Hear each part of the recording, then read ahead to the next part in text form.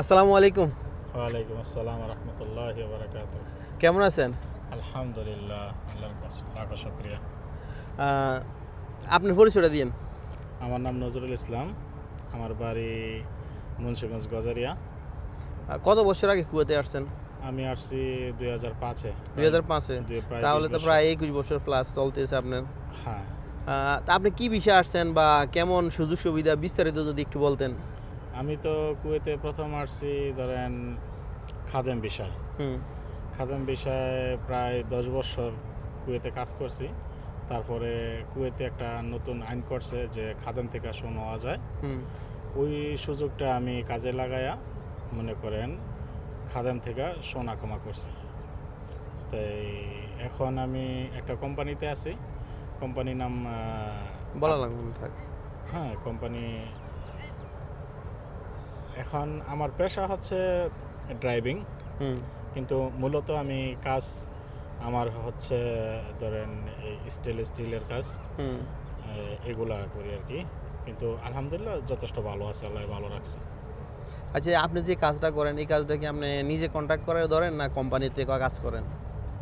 কোম্পানিও দেয়, নিজেও কিছু নিয়ে করি, নিজেও কিছু? অনলাইন সিস্টেম, কিন্তু কোম্পানি মূলত আমার কাজটা দেয়। হুম, মানে কোম্পানি থেকে কন্ট্যাক্টে আনেন না? হ্যাঁ, কোম্পানিতে কন্ট্রাক্টে দেয়। তখন কি আপনি নিজে একা করেন না আরো সাথে লোকজন নেন? না, কোম্পানির সাথে লোক আছে, হুম এদের সাথে নিয়ে আমি করি, বেনিফিট কিছু আমাকে দেয়। আচ্ছা, এই কাজটা বাংলাদেশ থেকে যারা কাজ করে তারা কি কুয়েতে আসলে কেমন মানে সুযোগ সুবিধা পাবে? না, ইনশাল্লাহ এই কাজে ভালো চাহিদা আছে এবং ভালো বেতন আছে, হুম যদি ভালোভাবে কাজ শিখে আসতে পারে। হুম ঠিক আছে। আর ধরেন অল্প কাজ করলো আর অল্প জানলো না, এরকম হইলে হবে না। কাজ জানলে পুরোপুরি জানতে হবে। আপনি কুয়েতের ভিতরে আপনি যে কোনো কাজ, হুম আপনি পরিপূর্ণ যদি শিখে আসতে পারেন, ভালো টাকা বেতন আছে। যে কোনো কাজ আপনি হয় এই যে কার্ডের কাজ, কারেন্টের কাজ, ওয়েল্ডিংয়ের কাজ, ড্রাইভিং বিষয়, যে কোনো কাজে আপনি মোটামুটি পারদর্শী হইতে হবে। মানে এ দেশে মানে ওই আমি মোটামুটি কাজ জানি বা আমি ও হাফ মিস্ত্রি এরকম লোকের মানে চাহিদা নাই? এরকম লোকের চাহিদা আছে কম, মনে করেন বেতন অনেক কম। খাওয়া দাওয়ার মানে পরে হেল্পারের মতো পড়ে আর কি তারা? খাওয়া দাওয়া কইরা দেখা গেছে রুম ভাড়া দিয়া এগুলা, আর পরবর্তীতে আর বেশি টাকা বাঁচে না। হুম। তো এখন মনে করেন যারা মনে করেন বিদেশ আসতে চায় বাংলাদেশে, কারণ অনেক মানুষই তো মনে করেন বিদেশমুখী, কারণ অনেকে পড়াশোনা ছাইড়া দিয়ে বেকার বা কেউ পড়াশোনা থেকে বা ফ্যামিলির তাগিদে মনে করেন বিদেশে আসতে হইতেছে। তো তাদের উদ্দেশ্যে আপনার মন্তব্যটা কি? আমি এতটুকুই বলবো, বাংলাদেশ থেকে যারা আসতে চাচ্ছেন আসেন, সমস্যা নেই। আমরাও আসছি, কুয়েতে টাকা কামাইতেছি, হয় যার যার রিজিকের অবস্থায় শেষে টাকা ইনকাম করতেছে। কিন্তু আপনার মূলত কাজ শিখে আসতে হইব, এবং কোনো দালালের মাধ্যমে আসলে ধোঁকা খাইতে হইব।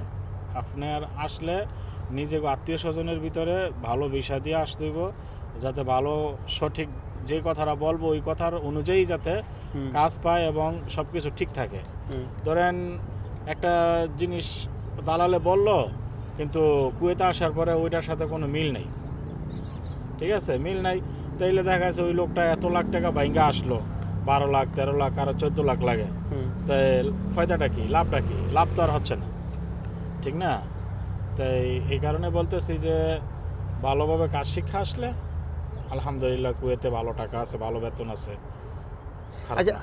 বিশেষ করে মনে করেন আমরা বাংলাদেশিরা বেশিরভাগ মনে করেন আগত হুকুমার যে বিষয়টা, এই বিষয়ে বেশিরভাগ মানুষ আসছে। তো আহালি বিষয়ে অনেকে বলে পাইতেছে না বা সমস্যা হইতেছে। তো এটা আপনি তো মোটামুটি আপনার প্রায় 20 বছর প্লাস কুয়েতে আছেন, তো এই বিষয় নিয়ে একটু যদি কথা বলতেন। দেখেন, আখত হুকুমা বিষয় এটা হচ্ছে সরাসরি কোম্পানির বিষয়। এই বিষয়টায় আপনি আসলে 5 বছরের ভিতরে কিচ্ছু করতে পারবেন না। কোম্পানির ভিতরে আখত হুকুমা মাইনি 5 বছর আপনার কাজ করতে হবে। তারপরে গিয়ে যদি কোম্পানির সাথে ভালো সম্পর্ক থাকে, কোম্পানি চাইলে আপনারা বাইরে ছাড়বে। হুম ঠিক আছে, আর নয়তো সম্ভব না। ঠিক আছে, কোম্পানি আখত হুকুমায় আপনার বেতন 120 টাকা বা 80 টাকা, যাই বেতন ধার্য করবো তাই আপনার নীতি। বেশিরভাগই 75 দিন আর হ্যাঁ, 75 দিন আর 80 দিন আর এরকম। ওইটাই আর কি। ঠিক আর আছে, কেউ ডাবল ডিউটি করে 120 টাকা পায়, হুম। ওইটা সবার ভাগ্যে জুটে না।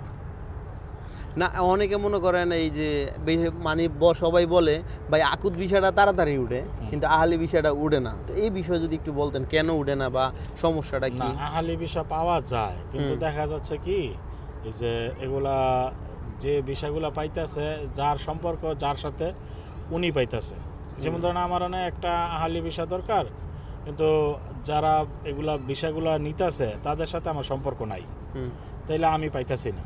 তাইলে আমি আবার যদিও পাই তাইলে 2 হাত 3 হাত ঘুরে, তো 2 হাত 3 হাত ঘুরা দেখা যায় একটা ভিসার দাম 10 লাখ টাকা, এই ভিসাটার লাস্টে হয়ে যাইতেছে 14-15 লাখ টাকা।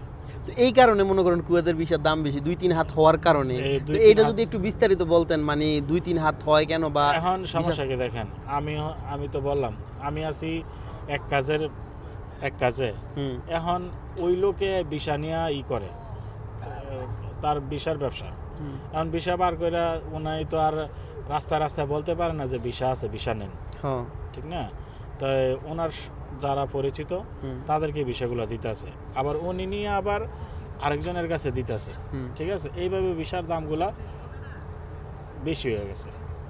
তো এই জন্য মনে করেন মানে এই যে আকুত ভিসাটার দাম হয় 8 লাখ প্লাস এবং কি মনে করেন আহালি ভিসা 10 লাখ প্লাস এরকম হইতে আছে। আর এই যে মনে করেন সর্বোচ্চ মনে করেন কুয়েতে আহালি ভিসাটা আকামা লাগাইতে কত লাগে আর আকুত ভিসা তো কোম্পানি দেয়, তো আহালি যে ভিসাটা এই ভিসাটা লাগাইতে কত লাগে মানে এক বছর আর কি যেটা বাৎসরিক হিসাবে আর কি? দেখেন আহালি ভিসার একটা আকামা করতে যাদের ড্রাইভিং ভিসা হুম তাদের লাইসেন্স সহকারে প্রায় বাংলা টাকায় 2 লাখ টাকার বেশি বেড়ে যায় বছরে যাগো লাইসেন্স আছে। কারণ হচ্ছে ওই গাড়ির একটা হিসাব কিতাব আছে, হুম ওই কারণে। আর শুধু যদি আহালি শুধু আকামা লাগায় হুম। তাইলে 1.5 লাখ 1.5 লাখ টাকার ভিতরে হয়ে যায় এক বছরে। তো এই জন্য মানে এই আহালি ভিসার দামও বেশি। আহালি ভিসার দাম। তো এই যে আহালি ভিসা আসলে কি কি কাজ করা যায় মানে? আহালি ভিসা আসলে কোম্পানির ফাঁকে ফাঁকে আপনি বাহিরে কাজ করতে পারবেন যদি কাজ জানা থাকে, হুম। ঠিক আছে? এই একটা সুবিধা। তো এই জন্য মানে আহালির ভিসার দাম কিন্তু বেশি। বর্তমান কুয়েতের যে পরিস্থিতি, বাইরে কাজ করা অনেক রিস্ক, ঠিক আছে? মানুষ এত টাকা দিয়া কুয়েতে আসার পরে বাইরে কাজ করতে গেল, হুম যাওয়ার পরে যদি কাজ করা অবস্থায় যদি আইনের লোক তারে ধরে হুম তাহলে দেশে পাঠায় দিব। হুম, সমস্যা এটাই। হ্যাঁ। তো ওতে মানে আর যারা আসতে চায় তাদের উদ্দেশ্যে আর কিছু বলার আছে আপনার? আমি এতটুকু বলবো, আসেন, সবার নসিব সবার কাছে, আল্লাহ যার যার ভাগ্য তকদির যার যারটা তার কাছে আলাদা আলাদা লিখছে, ঠিক আছে? কেউ এই দেশে আইসা ফকির হয়ে গেছে, কেউ বাদশা হয়ে গেছে, কেউ অনেক টাকা কামাইতেছে, কেউ টাকা কামাইতেছে না, এটা যার যার তকদির। আসেন দেখেন কি অবস্থা।